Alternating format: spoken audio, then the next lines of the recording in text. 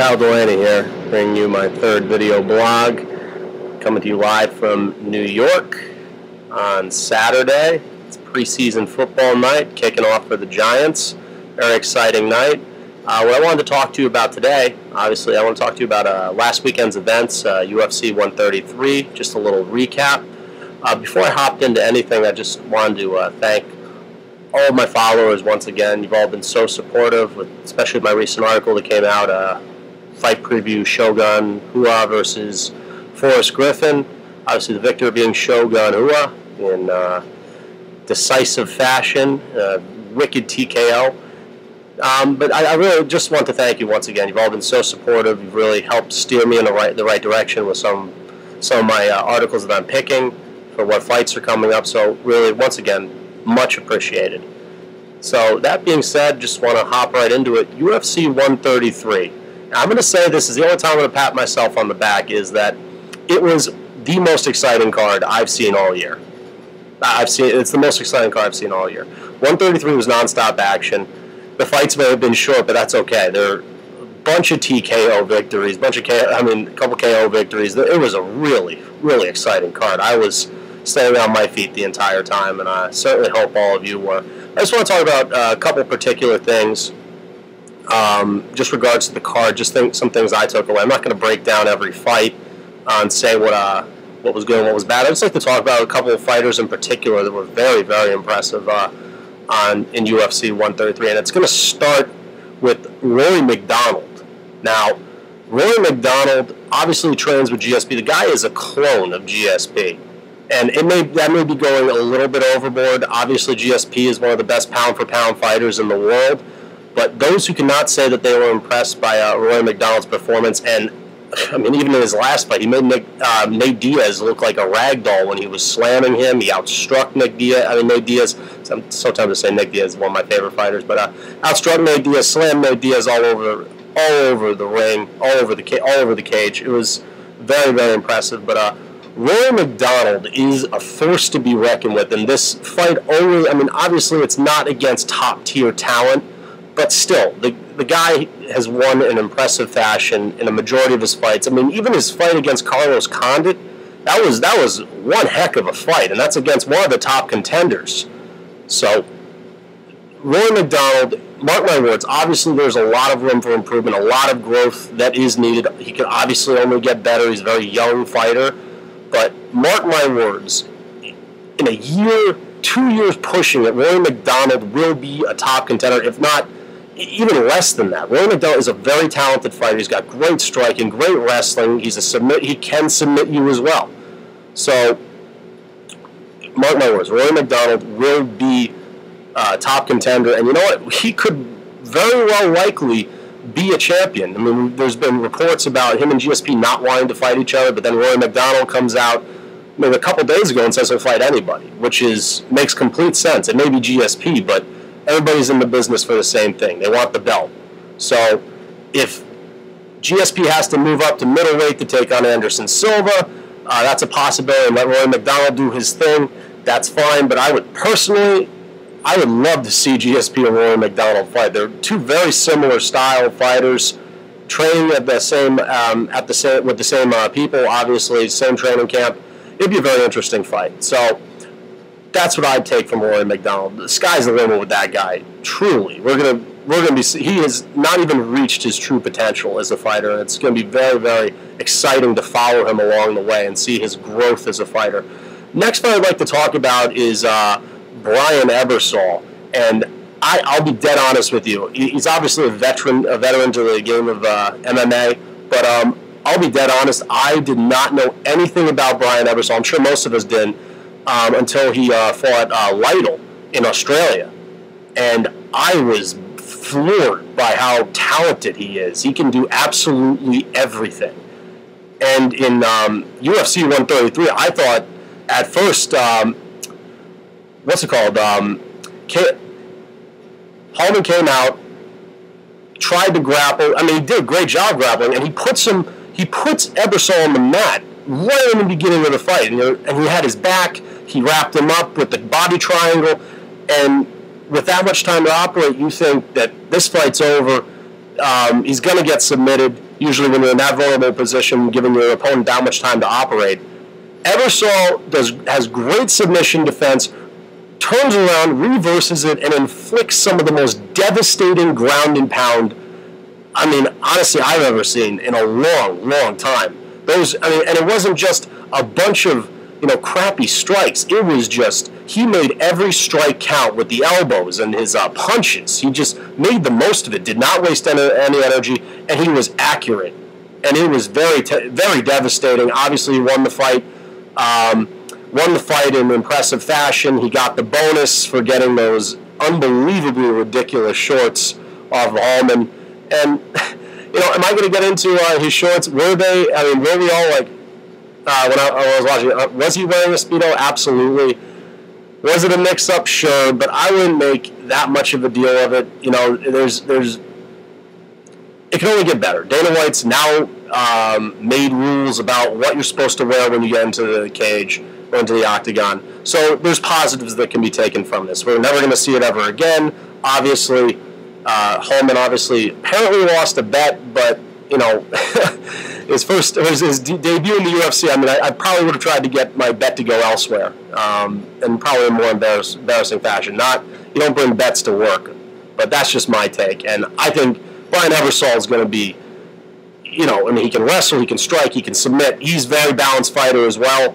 It's going to be very exciting to follow both him and Rory MacDonald. And Ebersole, a couple more fights. The guy's really shown everybody what he truly can bring to the table, and I'm very excited about following his progress. Just very quickly, I'm not going to go too much into it. Jorge Rivera obviously lost his fight, but he fought like a veteran. I must say is that he waited, and then he would come back. He would come right back with all the energy that he had, and he would take advantage of his opponents at his weakest point.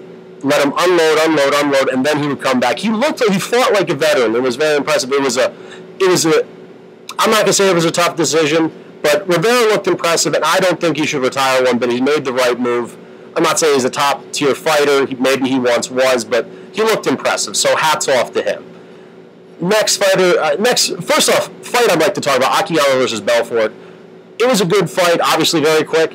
I'd like to say first is that Akiyama has got to be one of the classiest fighters. Maybe not the best entrance music to come into. That's his thing. That's fine. But Akiyama has got to be one of the classiest competitors to ever come in the octagon. I know there's been quite a few, but I don't want to say I got tingles watching, but his entrance, obviously his whole team coming in together, 100% unity, bow together, come into the ring, and what a classy competitor he is. He may have not won the fight, but I will say hats off to Akiyama. You have a couple bad sports in MMA, a couple obviously being an understatement, but true class act, and quite a few fighters could take notes from this man. So hats off to him. Now back into the fight. Vitor Belfort, coming off of an Anderson Silva loss, he had to make a big statement. Obviously, lost the title, not very impressive fight, took a foot to the face. Very, very bad showing for him, and bad, maybe being an overstatement. It was a very, very quick loss for him. He looked a step faster. His hands, for a guy who's getting older, his hands looked a million times faster, and he just unloaded on Akiyama and won very decisively. Now, the punches to the back of the head, I wouldn't take it away from Vitor Belfort. Maybe he did hit in the back of the head, but that's to the ref's discretion. Is it be considered a bad call? Of course it can. He did hit him a couple times in the back of the head, but I wouldn't take it away from Belfort. I don't think it really truly changed the outcome of the fight, but it was vicious. It was to the back of the head, but the first couple of strikes that rattled Akiyama were not to the back of the head. So hats off to Vitor. Personally, where would I like to see Vitor go next? I don't think he deserves a title shot right away. He may be preaching that. He also says that MMA is going to be bigger than soccer. He's aiming very high. I say we shoot for football first, maybe hockey, aim for those sports, but you don't go after the number one sport in the world. So, but in regards to who he faces next, I still think Sana and Stan deserve, the winner of that deserves the immediate title shot against the winner of Okami and Silva. So we'll see what the future holds for Belfort. Maybe, you know, I can't really put a fight down who he should have, but it would be interesting to see who they give him next. And he's obviously putting a serious bid in for another title shot, just not yet. Lastly, I'd just like to talk about not the championship belt, the top contender spot, the Evans versus Ortiz fight. And you know what? I'm going to say this. I think, first off, Tito practically gave away what he was aiming to do. Did he come out and he fought like a warrior against Rashad Evans? Absolutely. Rashad Evans looked phenomenal, by the way. The guy is in top-notch shape.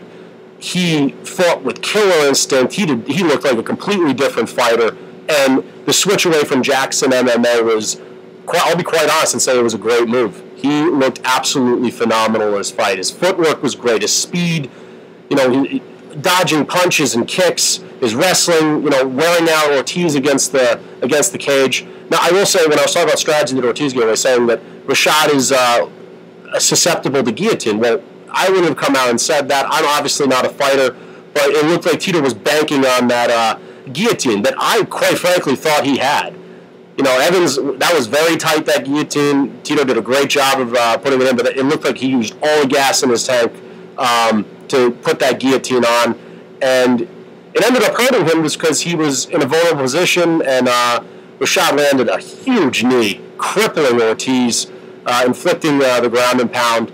So, great fight by Evans. Hats off to Ortiz. Fought like a warrior. What Evans gets next, obviously, I think he's a top contender. There's a logjam whose top contender is in light heavyweight division. You know, Shogun and Griffin are fighting. There's still Lyoto Machida. Rampage and Jones are obviously fighting, but I still think this fight gets Evans his title shot. He most definitely deserves it. And then perhaps maybe we throw Dan Henderson into the mix and make the logjam even worse. Maybe get Henderson to fight the winner of Shogun and Griffin. I would love to see that. Whoever wins that fight, I'm personally obviously picking Shogun to win that fight. That would be a phenomenal fight to watch. So UFC 133, all in all, phenomenal card. I was thoroughly, really entertained, and I'm looking forward. I'm beyond excited for UFC 134. So that's just what I want to talk about. Just recap a little bit about UFC 133 in Philadelphia, a card that had so many bad things happen to it. It turned out to be one of the best cards of the year. That's all I have to say for today. I'm actually heading out to watch the Giants preseason game. But very quickly, just want to thank all the followers. I'd like to give a shout out to Couch Fighter. You know, I think one of the best sites out there. I owe them everything for letting me get my voice out there, write my articles. Truly, hats off. Great site. Give it a check. Check it out. Follow me on Twitter, Kyle Chris MMA with the underscores. Quick shout out to Bree Nola, or Couch Fighters, one of their new columnists, Sabrina Schmeck. She's killing it over there. She's writing some solid articles. Follow her on Twitter at Bree Nola. Read her article. She just did a recap of 133. She set the bar way too high for this video. So definitely follow her work. And really, that's all I got to say. Once again, thanks to the followers. And I am off to watch the Giants, and I'll see you all later. Have a great night, everybody. See you later.